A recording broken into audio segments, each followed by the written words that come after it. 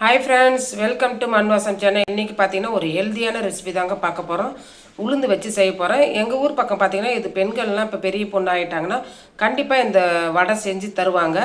அது இனிப்பு வடை செய்வாங்க. எப்படி செய்வாங்கன்னு பார்க்கலாங்க. அதுவும் இல்லாமல் எவ்வளோ சாப்பிட்டாலும் திகட்டாதீங்க. அவ்வளோ டேஸ்ட்டாக இருக்கும். ஒரு 3 நாளைக்கு கூட வச்சு சாப்பிட்லாங்க, கெட்டே போகாது. அது எப்படி செய்யலான்னு பார்க்கலாங்க. உளுந்து பார்த்திங்கன்னா நம்ம ஊற வச்சுக்கலாங்க. நல்லா ஒரு அரை மணி நேரம் நல்லா ஊறட்டும்.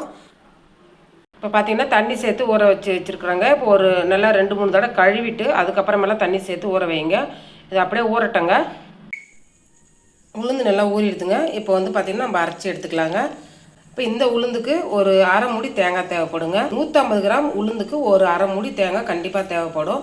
இதை துருவி எடுத்துக்கலாம். இந்த உளுந்து மாவே நம்ம அரைச்சி எடுத்துக்கலாங்க. இப்போ கிரைண்டர்லாம் அரைச்சி எடுத்துக்கலாங்க. இப்போ பார்த்தீங்கன்னா கொஞ்சம் கூட தண்ணி இல்லாமல் சேர்த்துக்கணும். இது வந்து பார்த்திங்கன்னா மிக்சியில் செய்யலாமான்னு கேட்டிங்கன்னா செய்யலாம். ஆனால் வந்து இந்த அளவுக்கு பஞ்சு மாதிரி உங்களுக்கு கிடைக்காது.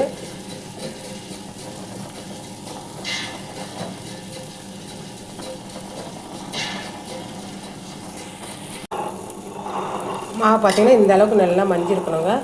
இந்த டைமில் நம்ம அரை மூடி தேங்காய் துருவி வச்சுருக்கோம் இல்லைங்களா, அதை சேர்த்துக்கலாம். தேங்காய் சேர்க்கும்போது கொஞ்சம் உங்களுக்கு மாவு லூஸாக வந்து கிரைண்டர் நல்லா ஓடும். கூடவே ஒரு 3 ஏலக்காவை சேர்த்துக்கலாங்க. தேங்காய் சேர்த்ததுக்கப்புறம் வெல்லம் சேர்த்துக்கலாங்க. நம்ம எந்த கப்பில் உளுந்து ஏற்றுமோ அதே கப்பில் ஒரு 3/4 கப்பு வெல்லம் சேர்த்தா போதுங்க, கரெக்டாக இருக்கும். 1 கப்பு உளுந்துக்கு 3/4 கப்பு வெல்லம் சேர்க்கணும். அதையும் சேர்த்து அதில் நல்லா ஓட விடுங்க. அவ்வளோதாங்க. வெல்லம் சேர்த்து ரொம்ப டைம் ஓட விடக்கூடாது, ஏன்னா மாவு வந்து தண்ணியாக ஆகிடும். இந்த அளவுக்கு இருக்கும்போது நம்ம எடுத்துடலாங்க. மாவை நல்லா கலந்து விட்டுக்குங்க. இதில் பார்த்திங்கன்னா ஒரு அரை டீஸ்பூன் அளவுக்கு உப்பு சேர்த்துக்கலாங்க. வெல்லம் சேர்த்துருக்குறோம், அதனால் உப்பு கொஞ்சம் கம்மியாக சேர்த்துக்குங்க. அதையும் சேர்த்து நல்லா கலந்து விட்டுக்குங்க மாவை.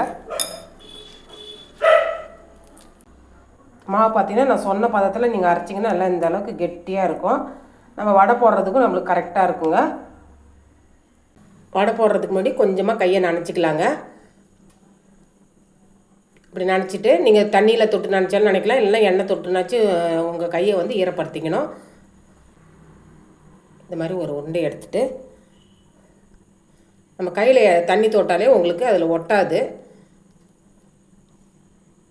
திரும்பவும் கையில் ஒரு விரலில் எண்ணெயை தண்ணியை தொட்டுட்டு ஒரு ரவுண்ட் போட்டுக்கலாங்க. அவ்வளோதான். நம்ம நல்லா எண்ணெய் காய வச்சுருக்கோம், அதில் போட்டு எடுத்துக்கலாம்.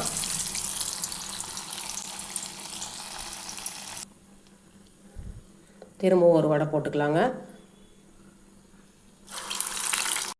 அடுப்பு வந்து மீடியம் ஃப்ளேமில் வச்சுட்டு போடுங்க. வெல்லம் போட்டிருக்கோம் இல்லைங்களா, அதனால் கொஞ்சம் வானலில் அடியில் உட்காரும். லைட்டாக இது மாதிரி எடுத்து விட்டிங்கன்னா மேலே எழும்பி வந்துடுங்க.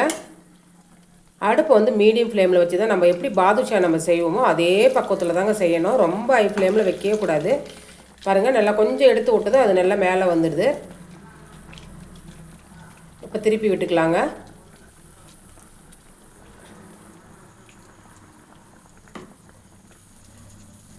இது குழந்தைங்களுக்கு கூட கொடுக்கலாங்க, அவ்வளோ ஹெல்தி. இடுப்பு வலிலாம் நல்லா உங்களுக்கு கேட்கும் இந்த உளுந்தில் செஞ்சதுனால. தேங்காய் எல்லாம் கலந்துருக்கிறதுனால நல்லா ஒரு ஆரோக்கியமான ஸ்நாக்ஸும் கூட. குழந்தைங்க ஸ்கூல் விட்டு வந்ததும் நம்ம செஞ்சு கொடுக்கலாங்க. நல்லா பொறுமையாக வேகணுங்க. கலர் நல்லா மாறுது பாருங்கள். நல்லா பொன்னிறமாக ஆகிற வரைக்கும் நம்ம வேக வைக்கணும். இது செஞ்ச உடனே தான் சாப்பிட்ணும் இல்லைன்றது இல்லைங்க. 2 நாளைக்கு கூட நீங்கள் வச்சு சாப்பிட்டீங்கன்னா கெட்டு போகாது.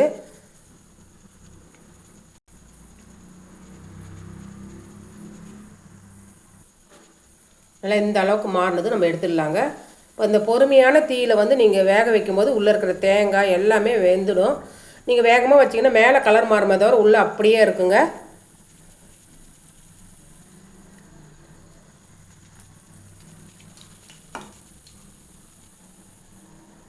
பாருங்கள், நான் சொன்ன பதத்தில் அரைச்சிங்கன்னா எண்ணெயே ரவை கூட குடிக்காதுங்க. நல்லா புசு புசுன்னு நல்லா சூப்பரான ஒரு இனிப்பு உளுத்த வடை ரெடி ஆகிடுச்சிங்க.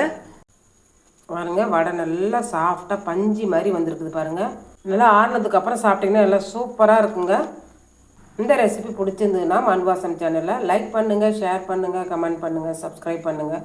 பக்கத்தில் இருக்கிற பெல் ஐக்கானையும் கிளிக் பண்ணுங்கள். தேங்க்யூ.